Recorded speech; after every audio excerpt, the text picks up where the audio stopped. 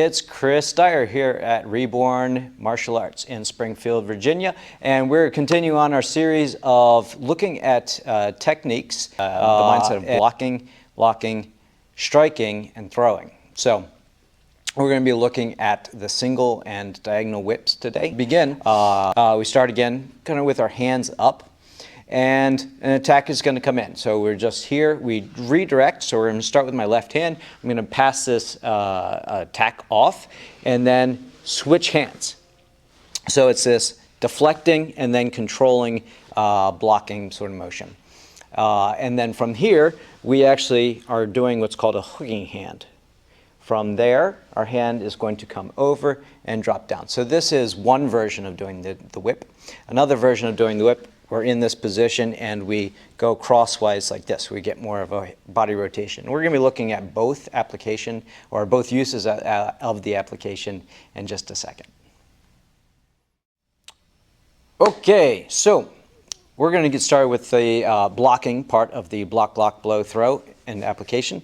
To first begin, we need to talk about soft blocks. So if you're used to like a Shotokan or hard style martial art, you're used to striking and blocking at the same time. So as the person throws a punch, you block this out the way. You knock it as hard as you can. They're rethinking throwing a strike after that, which is awesome. But in a softer style, if you want to maintain tactile sensitivity, which is what you want if you want to get into a lock or grapple or something like this, you can't lose that arm. You can't knock it away. You've lost your ability to control, right? So just like a judoka, you don't want to lose their arm. You want to lose their control. You want to maintain contact. We want to do the same thing. I want to be able to feel him, control him, and know where his body movement is through tactile sensitivity. So if I do this hard block like this, I've lost the ability to control, right? So when I do these, I want to as softly as possible. And this is why in soft styles we'll practice things like push hands so that you develop this tactile sensitivity. It's in order so that you can do movements softly without losing tactile sensitivity. So here, I gently move this off to the side. It doesn't take much. This other hand is now prepping to come up underneath. This hand, which I originally blocked with, is transferring and is already beginning its path to do my next thing. This hand is going to fall down on it. So people, I've heard this out on numerous videos out there on YouTube about you'll never be able to block a punch. That's correct if you're doing hard blocks. If he throws a punch and I hard block this, let's do it again. We could play this game all day long and I'm losing it. You're never going to catch a punch, right? I'm not going to, right? It's never going to happen.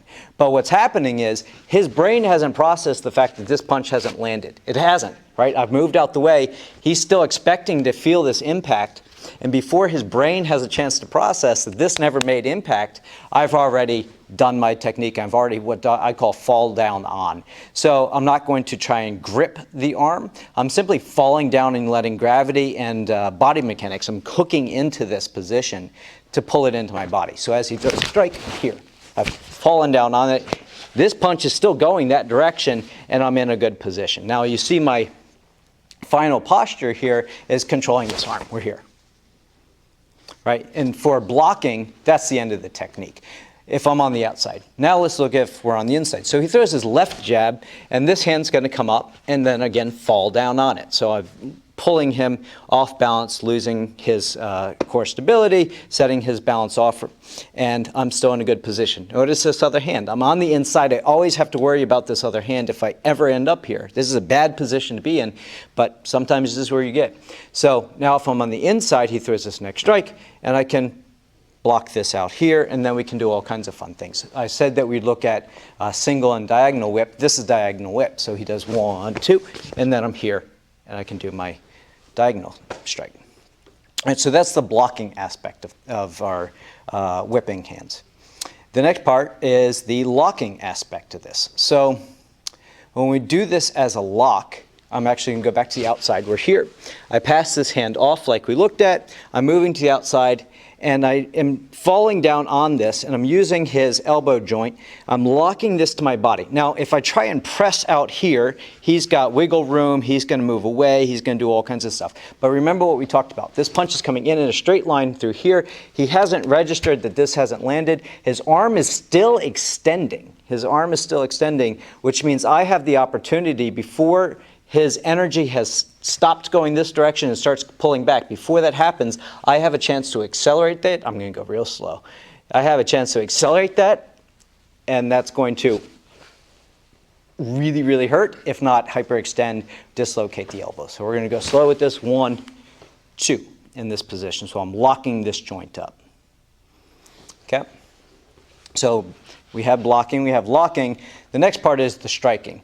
In the form, we have block through, hold here, we do our kick, and then we come down and strike. So we have lots of opportunities for striking with this one. He throws a strike, I redirect this out the way. I have a small kick through here, but I also like, whenever I talk about kicks start with knees, right? We're in knee range. If the person moves back, now we're in kick range. So as we do this, pop, we're here, and then as I come back down, I can smash his face in this direction.